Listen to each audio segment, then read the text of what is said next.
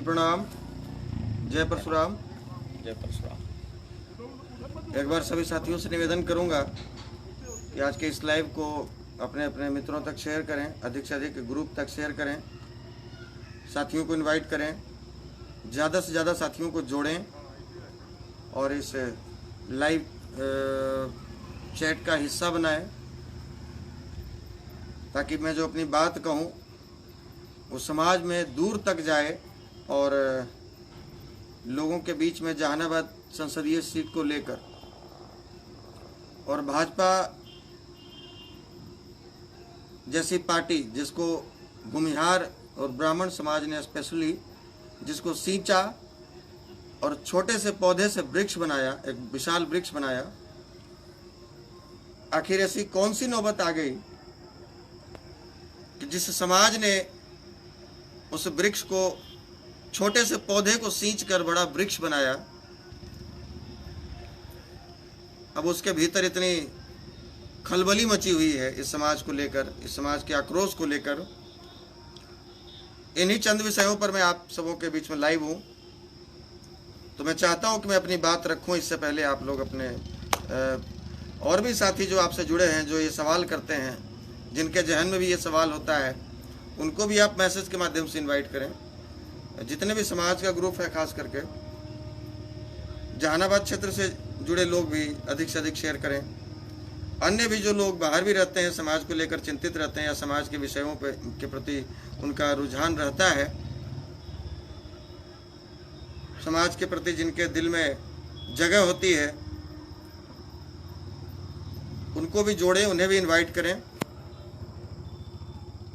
ताकि जब मैं अपनी बात रखूं तो एक साथ बहुत सारे साथी जुड़ें और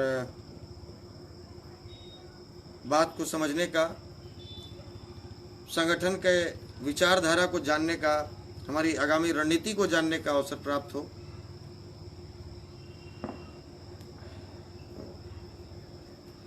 चलिए मैं अपनी बात शुरू करता हूं। सबसे पहले जहानाबाद संसदीय क्षेत्र सीट को लेकर जो मेरी दावेदारी एक तरह से जो आप लोग देख रहे होंगे कई दिनों से सोशल मीडिया पर, कई तरह का प्रचार, दुष्प्रचार, भ्रांतियां भी फैलाई गई, बहुत तरह की बातें हुई इस बीच में। लोगों ने कहा कि आपको चुनाव नहीं लड़ना चाहिए। जो सोशल मीडिया पे लोग बाहरी हैं, हमने इसी क्रम में लगभग 60-70 गांवों का दौरा भी किया। अरवल विधानसभा, घोसी विधानसभा, मखदुमपुर विधानसभा और अतरी विधानसभा के कई गांवों का हमने दौरा भी किया। लेकिन हम कभी प्रत्याशी के रूप में दौरा नहीं किया। हम पहले भी आप सबों के बीच में लाइव आए थे। हम कभी स्वघोषित प्रत्याशी के रूप में समाज के बीच में नहीं गए। हमने कभी, कोई ये बता नहीं सकता, सिंगल उदाहरण नहीं बता सकता कि आप आशुतोष जी मेरे गांव में आए और उन्होंने हमारे ग्रामीणों से वोट मांगा। नहीं, क्योंकि जो स्थिति, जो वर्तमान स्थिति जहानाबाद संसदीय क्षेत्र की बनी हुई है, मैं भी उस संसदीय क्षेत्र का एक वोटर हूं, एक जागरूक मतदाता हूं और इतना लाचार खास करके अपने समाज को हमने कभी जहानाबाद जैसे क्षेत्र में लोकसभा चुनाव में नहीं देखा। मेरे सामने भी वही लाचारी है, मेरे सामने भी वही असमंजस की स्थिति है कि आखिर हम लोग वोट किसको दें। इन विषयों पर तो काफी चर्चा हुई है, पहले कई बार लाइव के माध्यम से आप सबों के बीच में विचारों का आदान प्रदान हुआ है। लेकिन आज जो महत्वपूर्ण निर्णय के साथ मैं आप सबों के बीच में लाइव की जो घोषणा किया था, अभी जो लाइव हूं, वो महत्वपूर्ण विषय यह है कि मैं अपने वादे पर आज भी कायम हूं। हमने जो समाज से वादा किया था, उस वादे पर मैं आज भी कायम हूं। और आप सबों के जानकारी के लिए एक बात बता दूं कि हमने एक प्रत्याशी के रूप में जहानाबाद क्षेत्र से अपने आप को कभी रिप्रेजेंट नहीं किया। किसी भी गांव का दौरा किया, उसमें यह नहीं कहा कि मैं आपका प्रत्याशी हूं, आप मुझे वोट करें। मैं समाज की अपेक्षा, समाज के लोगों के बीच जाकर, समाज के लोगों के बीच जाकर जन भावनाओं को जानने का प्रयास करता था। और ये हमारा दायित्व भी है, और ये समाज के हर जागरूक मतदाता का दायित्व होना चाहिए कि हमारे समाज का रुझान किस ओर है। ऐसी स्थिति में जहां एक बार टेस्टर लगाया गया है जहानाबाद जैसे संसदीय क्षेत्र पर, एक ऐसे उम्मीदवार को हेलीकॉप्टर से उतारकर पैसे के बदौलत नेता बनाने की कोशिश जो की जा रही है, जहानाबाद पर जो थोपने की कोशिश की जा रही है, वैसे जनाधार विहीन उम्मीदवार को, जिनकी अपनी कोई पहचान नहीं है एनडीए की तरफ से, क्योंकि हम लोग राजद के वोटर नहीं हैं, हम राजद की बात ही नहीं करेंगे, उसकी बात ही करनी बेकार है। और राजद को वोट देने वाले को मैं नहीं समझता कि हमारे समाज का कोई भला सोचने वाला होगा जो राजद को वोट देगा, सुरेंद्र यादव को वोट देगा।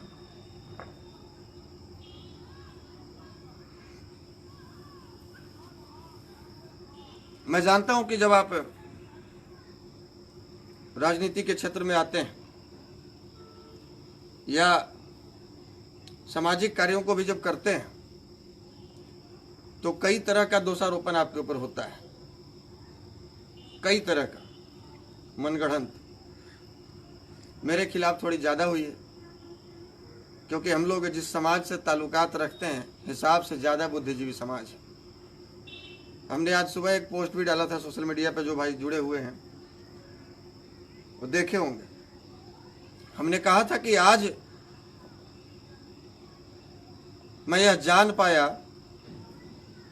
कि हमारे समाज के नेता आखिरकार हमारे समाज की बात क्यों नहीं करते।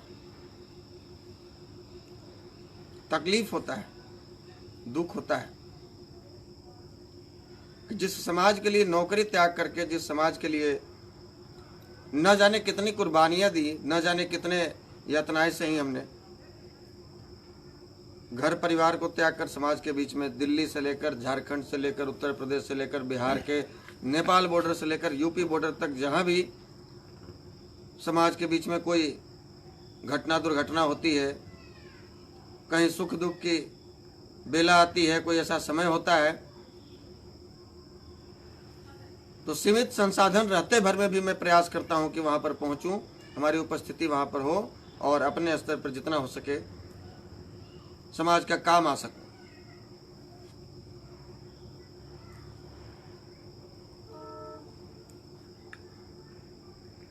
बात रही जहानाबाद क्षेत्र से चुनाव लड़ने और न लड़ने की, तो मैंने बार बार ये बात स्पष्ट किया है कि मैं बतौर प्रत्याशी क्षेत्र में नहीं घूम रहा था। हमने वैसे भी जहानाबाद क्षेत्र जो हमारा गृह जिला है, जहानाबाद संसदीय क्षेत्र, अरवल जो मेरा गृह क्षेत्र है, घोसी जो हमारे गृह संसदीय क्षेत्र का हिस्सा है, मखदुमपुर, अतरी, मोहड़ा, जहानाबाद टाउन एरिया जो हमारे संसदीय क्षेत्र का हिस्सा है, जिसको हम अपना घर मानते हैं, अपने आंगन मानते हैं, अपना दलान मानते हैं, वहां हमने संगठन का कार्य भी अन्य जिलों के हिसाब से बहुत कम किया है। जनसभाएं भी कम करी हैं, जनसंपर्क भी कम किया है हमने इस क्षेत्रों में। और जैसे लखीसराय, वैशाली, मुजफ्फरपुर, बेगूसराय, छपरा, आरा, नवादा, बरबीघा, शेखपुरा, इन क्षेत्रों में, समस्तीपुर, इन जगहों पर जितना हम लोगों ने काम किया है, उसकी तुलना में जहानाबाद क्षेत्र, अरवल क्षेत्र, घोसी क्षेत्र में हमने न के बराबर काम किया था। तो एक अच्छा मौका था कि हम समाज के बीच में जाएं, जन भावनाओं को समझने का प्रयास करें और समाज को गोलबंद होकर किसी एक तरफ, चाहे वो एनडीए हो, ये समाज के ऊपर हमने छोड़ दिया, एनडीए हो, यूपीए हो, आप कई लोग, जैसे गांव में हमने दौरा किया तो लगभग 60-70 गांव में 40 से 50 गांवों का के लोगों का कहना था कि हम लोगों के सामने तो नोटा के अलावा कोई विकल्प नहीं, या फिर वोट बहिष्कार करना होगा। तो नोटा हो, वोट बहिष्कार हो, कोई समाज का व्यक्ति ऐसा उम्मीदवार हो, कोई एनडीए का हो, यूपीए का हो, जिसको भी समाज वोट करे वो एकमुश्त होकर वोट करे। यह निर्णय समाज के ऊपर मैं छोड़ता भी हूं और यही समाज के बीच में जानने का प्रयास भी हमने किया है। हर तरह का लोगों का विचार क्षेत्र भ्रमण के दौरान आया, खास करके 18-20 साल से लेकर और 40 वर्ष तक के जो युवा अपने समाज के हैं, वो तो अपने गांव में जाने से पहले ही बेसब्री से इंतजार करते थे। और आप देखे भी होंगे कि जिस गांव में भी हमने दौरा किया है, हमारे साथ जो भी हुजूम उस गांव में जो दौरा पे जो निकलता था, जो साथ में चलता था, उसमें 90% उसी गांव के युवा हुआ करते थे। तो युवाओं की ही भागीदारी होती है मतदान में बढ़ चढ़कर, चाहे वो बूथ पर हो, पोलिंग एजेंट बनने की बात हो, या दमदार तरीके से मजबूती से समाज को गोलबंद करके वोट कराने की बारी हो। तो युवाओं की भागीदारी उसमें अहम होती है और युवा हमारे साथ थे, अभी भी हैं। हमने पहले भी कहा है कि जितने दिनों का हमने दौरा किया, मुझे नहीं पता था कि हमारे साथ जो भी युवा घूमते थे वो घर से नाश्ता भी करके आते थे कि नहीं आते थे, वो अपना पैक लंच भी लेकर आते थे कि नहीं आते थे, उनके जेब में रुपया होता था कि नहीं, वो अपने गाड़ी में पेट्रोल कहाँ से डलाते थे, ये मुझे जानकारी नहीं होती थी। यानी कि कहने का मतलब कि जो भी लोग मेरे साथ घूम रहे थे क्षेत्र पर, वो पैसे के बदौलत घूमने वाले लोग नहीं थे। वो एक भावना के साथ, एक विचारधारा के साथ जुड़े हुए लोग थे और दिल से हमारा साथ दे रहे थे और दिल से हमारे साथ घूम रहे थे, और वो आज भी हैं और कल भी रहेंगे। लेकिन एक बात स्पष्ट कर देना चाहता हूं कि मैं किसी के हार का और किसी के जीत का कारण नहीं बनना चाहता। जो वर्तमान स्थिति है, हमने भी समाज के बीच में जाकर समाज के जन भावनाओं को, आकांक्षाओं को समझने का प्रयास किया है। मैं किसी समाज विरोधी को संसद में पहुंचने का कारण नहीं बनना चाहता, चाहे वोट मुझे कितना भी मिले। मुझे पता है कि जहानाबाद क्षेत्र का जो मूड था, जो हमने घुमा, मुझे एक सम्मानजनक मत जरूर मिलता, लेकिन मैं किसी भी सूरत में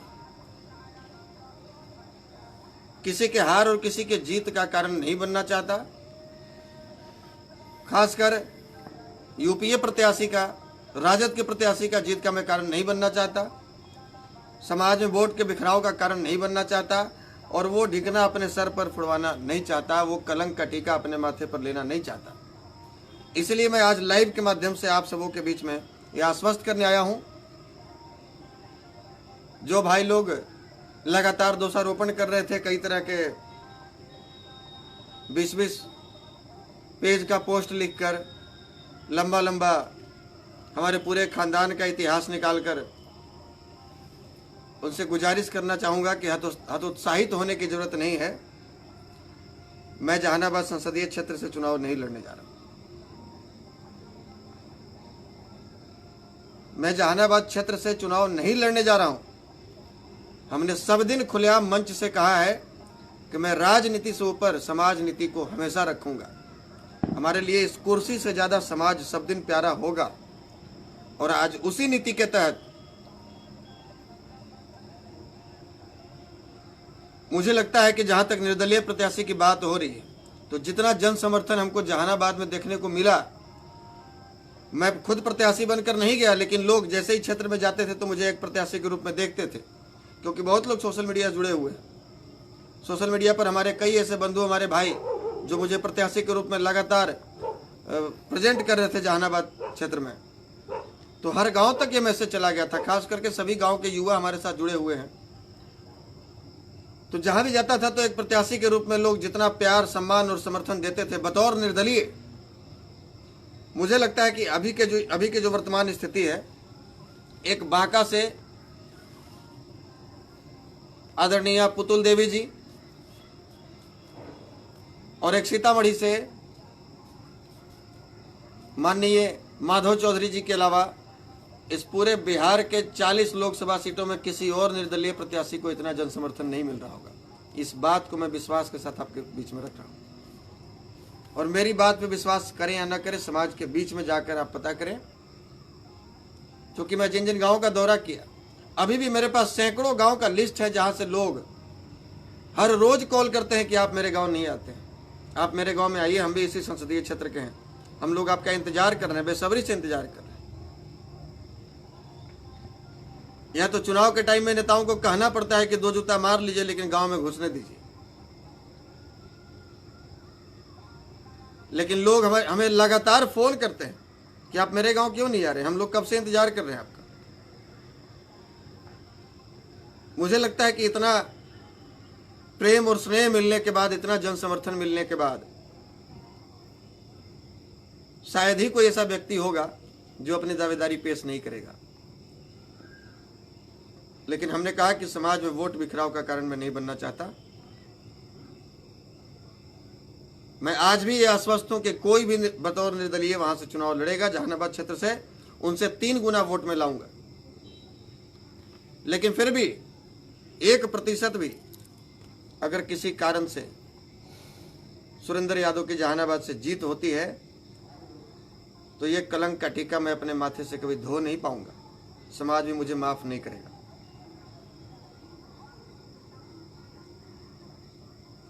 और जो लोग ये लगातार, मैं भी सोशल मीडिया से, चूंकि जब भी अभी तो व्यस्तता के कारण समय कम दे पाता हूं, जानकारी मिलती है, और जो लोग ये लगातार मनगढ़ंत आरोप लगा रहे थे मेरे ऊपर, मैं उन्हीं भाइयों के लिए सुबह पोस्ट डाला था कि आज मुझे ये पता चला कि कोई समाज की बात क्यों नहीं करता। पीछे सटिए, आराम से देखिए। मुझे आज पता चला कि कोई समाज की बात क्यों नहीं करता। कम से कम जो लोग आज मेरे ऊपर आरोप लगाते हैं कि आप सुरेंद्र यादव से पैसा लेकर किसी को हराने के लिए, किसी को जिताने के लिए आप आए हैं, वो कम से कम मेरे पिछले 8 वर्षों का कार्यकाल भी देख लिए होते, 8 वर्षों के संघर्ष को भी अगर देखे होते तो शायद ये बात नहीं बोले होते। मुझे पता है कि आपको मेरे संघर्ष के बारे में भी जानकारी है, मेरी कुर्बानियों के बारे में भी आप अच्छे तरीके से जानते हैं, लेकिन आप एक दुर्भावना से ग्रसित हैं। हमने जो समाज के हर मंच से जो बात कही है कि मैं समाज के लगभग 600-650 गांव का दौरा किया इस जहानाबाद क्षेत्र में, चुनाव से पहले, चुनाव का जो दौरा है इससे पहले बिहार के लगभग 22 जिलों में, बिहार सहित झारखंड, उत्तर प्रदेश, दिल्ली एनसीआर के क्षेत्रों में जो मैंने 650 के तकरीबन जो गांव का दौरा किया है, जो मैं बार बार जो मंच से कहता हूं कि हमारे समाज में समस्या एक ही है। मैं जानने का प्रयास किया कि आखिर हमारे समाज को इतना तेजी से पिछड़ेपन का कारण क्या है, हमारे रसातल में जाने का वजह क्या है। तो मैं यही पाया कि समाज में सबसे बड़ी समस्या है आपसी द्वेष, आपसी जलन और झूठा अहंकार। मतलब हमारे पड़ोसी गोतिया का मकान 1 तल्ला से 2 तल्ला हो जाए तो हमको बहुत तकलीफ है, और बगल वाले जादव जी, कुर्मी जी, महतो जी का मकान 10 तल्ला हो जाए हमको कोई दिक्कत नहीं है। हमारा पड़ोसी एगो मोटरसाइकिल ले ले तो हम प्रयास करेंगे कि उसका मोटरसाइकिल थाने में कैसे जब्त हो जाए। बेशक हमारे पड़ोसी दूसरे समाज वाला 10 गो ट्रक ले ले, हमको कोई तकलीफ नहीं है। तो हम लोग आपस में जलन में जी रहे हैं, जलन की भावना से जी रहे हैं, हम लोग आपस में द्वेष की भावना से जी रहे हैं। और यही वो वजह था, जो लोग बेबुनियाद आरोप लगा रहे थे कि मैं फलाने यादव से और ढिकाने यादव से पैसा लिया, किसी को हराने के लिए, किसी को जिताने के लिए। तो आरोप लगाने वालों से मैं पूछना चाहूंगा कि अपने फूफा सुरेंद्र यादव जी से जाकर पूछिए कि वो मुझे कितना पैसा दिए, क्या उनकी औकात है मुझे खरीदने की? आपके मोदी जी, लालू यादव और नीतीश कुमार की भी औकात नहीं है मुझे खरीदने की। मैं 200 रुपए का ही टी शर्ट पहनता हूं, लेकिन मेरे भीतर जो स्वाभिमान है ना, उसकी कीमत खरबों में है, जिसको खरीदना आपके जैसों की बात नहीं है, इन जैसों की बात नहीं है। और मेरे लिए स्वाभिमान से बड़ा कोई पूंजी नहीं है। 2 दिनों से कुछ और लोग आरोप लगा रहे हैं, हमने किसी से पैसा लेकर जमीन खरीद लिया। ताजुब होता है, हंसी आती है। अरे वो प्लॉट और खाता नंबर मुझे ही बता दीजिए, हम भी केवाला जाकर निकलवा लेते हैं जो जमीन हम खरीदे हैं। समाज के बीच में, समाज को तो बहुत तरीके से लोग इस्तेमाल करता है, समाज की जन भावनाओं के साथ खेलता है। हमने अपनी कभी सच्चाई भी समाज के बीच में नहीं रखा कि मेरी वास्तविक स्थिति क्या है। और मेरी वास्तविक स्थिति देखनी है तो मेरे 2 बेटों की पढ़ाई गया के डीएवी में होती है। जाकर पता करें कि मेरे बच्चों का कितने महीने का स्कूल फी बाकी है। जाकर पता करें जो गाड़ी से मैं चलता हूं उसके फाइनेंस ऑफिस से कि कितने महीने का किस्त बाकी है। जिस हाउसिंग बोर्ड के मकान में मैं रहता हूं, जाकर पता करें कि उस हाउसिंग बोर्ड में हमारे मकान की कितना किस्त बाकी है। अब तक मकान रजिस्ट्री नहीं हुआ है। पिछले 4 वर्षों में पता करें कि हमने समाज की खातिर कितना नुकसान सहा है, कितने मुझे जमीनें बेचनी पड़ी, और मैं आज किस स्थिति पर हूं। मैं समाज के खातिर 10 साल बैक चला गया हूं। जाकर ये बात पता करें। और कोई दूसरा जात हमें नुकसान नहीं दिया है, सिंगल दूसरा जात हमको नुकसान नहीं दिया है। ना हमको यादव नुकसान दिया, ना पासवान नुकसान दिया है, ना कोयरी नुकसान दिया, ना कुर्मी नुकसान दिया। हमको जहां भी नुकसान दिया है, हमारा जाति नुकसान दिया है। और ये बार बार मैं कहता हूं, ये जात जब ब्रह्मेश्वर मुखिया जी का नहीं हुआ तो हमारा क्या होगा? ये जात तो राजनारायण को भूल गया, ये जात तो सहजानंद सरस्वती जी को भूल गया, बस उनके जयंती में याद आता है। ये जात तो श्री बाबू को भूल गया, बस जयंती में श्री बाबू याद आते हैं। पंडित राहुल संकीर्तन को यह समाज भूल गया। समाज हमें क्या याद रखेगा? हम तो उन महापुरुषों के चरण के धूल के बराबर नहीं है। लेकिन यह बात भी मैं सोचता हूं, मैं जानता हूं कि हमारे समाज के बीच में लाख बुराइयां हैं, लेकिन फिर भी यह सब सोच कर और समाज को संगठित करने का प्रयास न करना समाज के साथ गद्दारी होगा।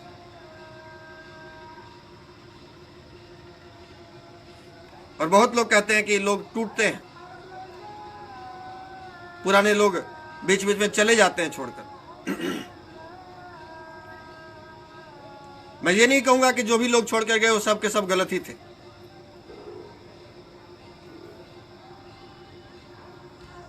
कई लोग जो अपने सीधेपन का भी शिकार हुए हैं, और मैं भी उसी सीधेपन का शिकार हुआ हूं।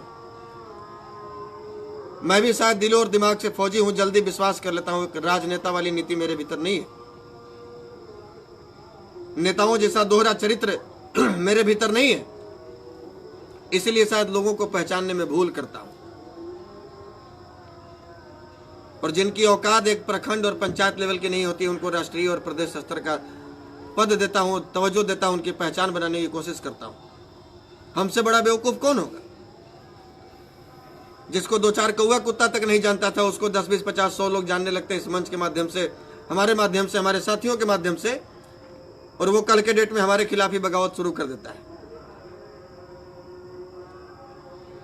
जिसको मंच छोड़कर जाना होता है, उसकी एक्टिविटी पिछले 3-4 महीने पहले से हम लोग को जानकारी मिल जाती है कि अब ये टिकने वाला नहीं है, अब इनको नेता बनने की जल्दीबाजी होगी।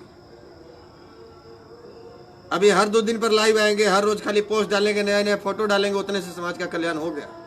अरे जमीन पर आइए, समाज की समस्या तब समझ में आएगी आपको। लोगों के बीच में मिलिए, लोगों के भीतर कितना दर्द है तब समझने का प्रयास करेंगे आप। तब आपको समझ में आएगा कि संगठन का मतलब क्या होता है, समाज को जोड़ना कितना कठिन होता है।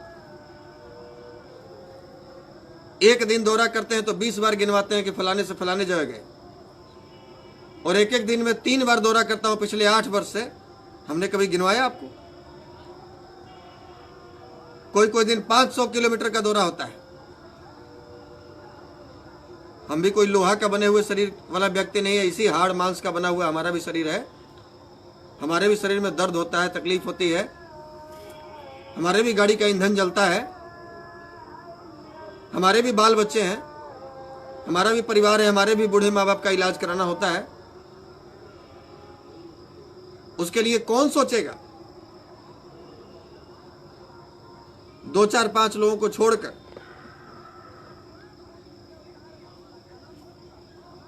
जिन्होंने जो भी सहयोग किया अपने स्तर पर, आर्थिक जो भी सहयोग किया, जो बन पाया 10 पैसा ही किया,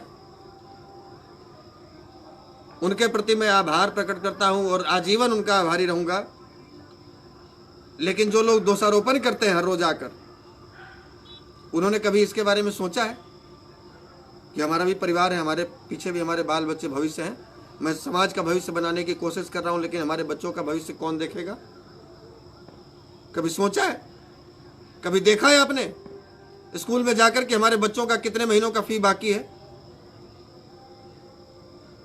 कभी आपने पता किया है कि जिस गाड़ी से मैं चलता हूं, समाज के बीच तक पहुंचता हूं, समाज के दुख दर्द को बांटने का प्रयास करता हूं, उस गाड़ी का किस्ती कितने महीनों का बाकी है? जिस घर में रहकर मेरे बाल बच्चे पढ़ रहे हैं, जिस घर में रहकर मेरे परिवार का भरण पोषण हो रहा है, उस घर का किस्ती, उस घर की रजिस्ट्री हुई है कि नहीं हुई है? कभी आपने जानने का प्रयास किया?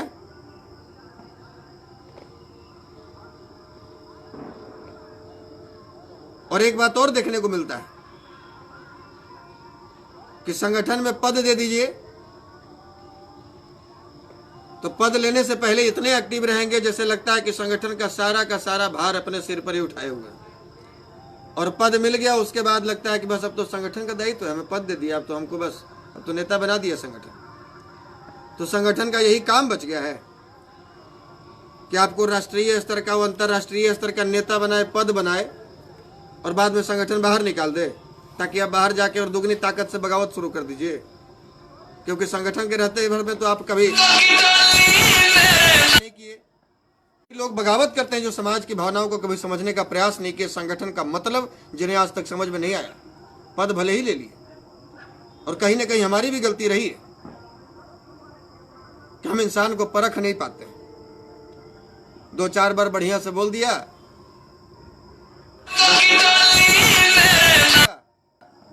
2 4 बार अच्छे से बोल दिया, बड़े बड़े वादे कर दिए, भैया मैं तो पूरा संगठन की जवाबदेही ले लूंगा, ऐसे कर दूंगा, वैसे कर दूंगा। जवाबदेही सौंप दिए, और जवाबदेही सौंपने के बाद फिर अब नौटंकी शुरू। अब तो उनको नेता बनना है, बनाइए उनको नेता। और नेता बनने के बाद वैसे लोग जो समाज के बीच में जाकर 10 दिन समय नहीं बिता सकते, वैसे लोग जो संगठन में दायित्व का निर्वहन 1-2 साल नहीं कर सकते, जिनके भीतर आपाधापी लगी है कि कितना जल्दी हम अंतर्राष्ट्रीय नेता बन जाएं, वो कल नेता बन भी गए, और संगठन उनको अगर संसद में और विधानसभा में भेज भी दिया, तो कैसे विश्वास कर लें कि आप कल के डेट में समाज के लिए काम आएंगे? हम कैसे विश्वास कर लें?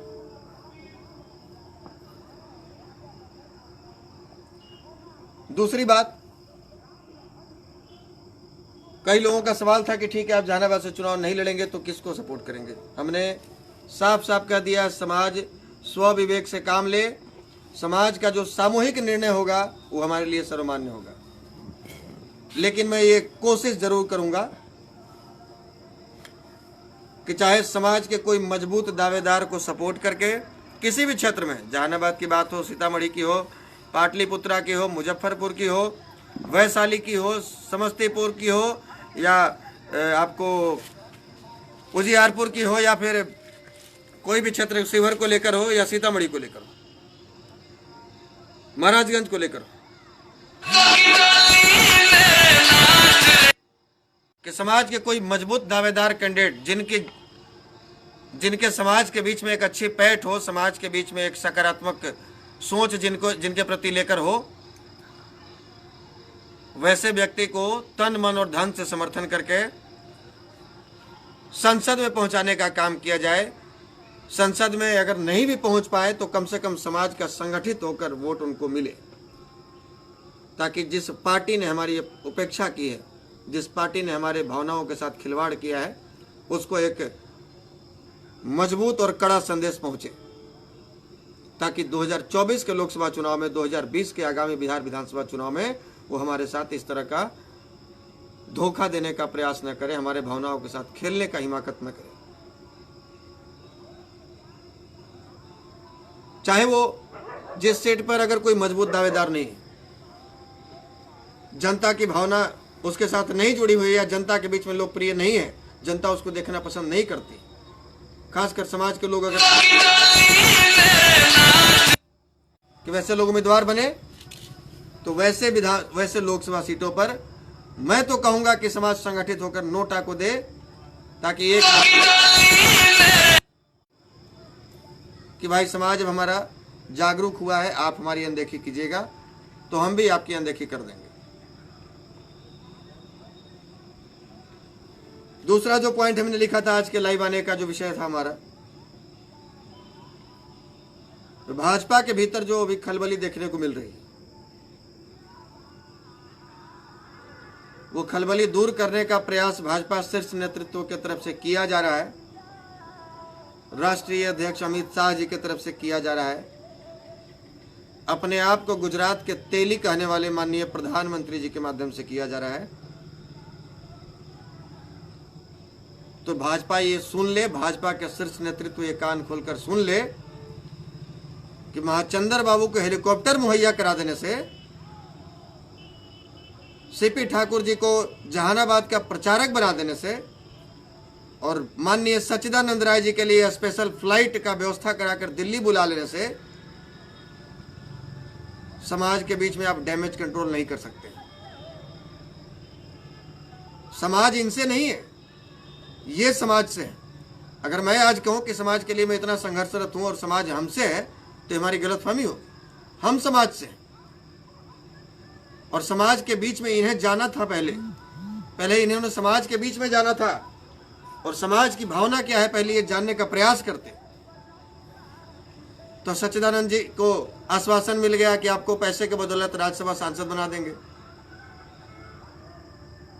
माननीय सीपी ठाकुर जी को सेंट्रल यूनिवर्सिटी के चांसलर बना दिए गए। आगे बेटा का भी टिकट कंफर्म हो गया होगा ब्रह्मपुर से। और आदरणीय महाचंद्र बाबू को भी हेलीकॉप्टर मुहैया करा दिया गया। भाजपा के स्टार प्रचारक के रूप में भूमिहार बहुल क्षेत्रों में घुमाया जा रहा है। ये सोचने वाली बात है कि अगर इनके पास जनाधार होता या समाज का जुड़ाव इनसे होता तो आज टिकट के लिए इनको दर दर की ठोकरें खानी पड़ती क्या? इनको अपनी ही पार्टी से बगावत करनी पड़ती क्या? अगर इनके पास समाज का जनाधार होता तो इन्हें टिकट मांगने नहीं जाना पड़ता।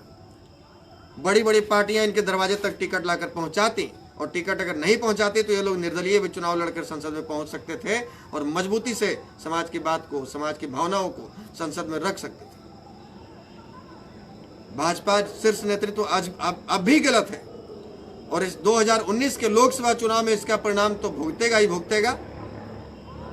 2024 के विधानसभा चुनाव में इससे 4 गुना ज्यादा नुकसान भाजपा को और उसके गठबंधन वाली पार्टियों को झेलना पड़ेगा। ये आप लिख लीजिए। जहां तक 2019 की बात है, बहुत सारे लोगों का पिछले 1 सालों से ये लगातार हमें सुझाव मिल रहा है कि आप एक राजनीतिक विकल्प दीजिए समाज को।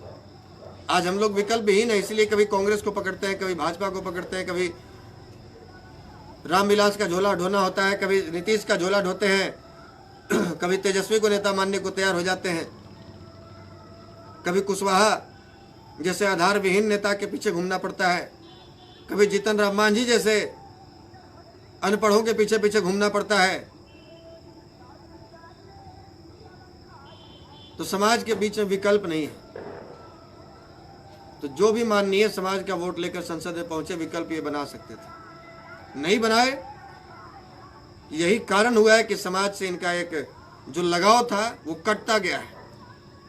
समाज में काफी डिफरेंसेस पैदा हुआ है इनके बीच में, और समाज अब दिल से इनको स्वीकारने के लिए तैयार भी नहीं है। और समाज में जो खास करके मतदान के समय जो आज के 5 साल 10 साल पहले जो इंटरेस्ट देखा जाता था, जो उत्साह देखा जाता था, खास करके भूमिहार ब्राह्मण समाज के बीच में, वो उत्साह धीरे धीरे समाप्त हो चुका है।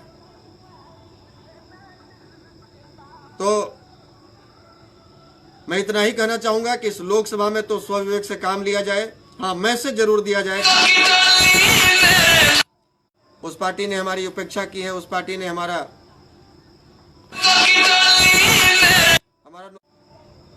हमारे जन भावनाओं के साथ खिलवाड़ किया है। उस पार्टी को मैसेज देने का काम जरूर करें।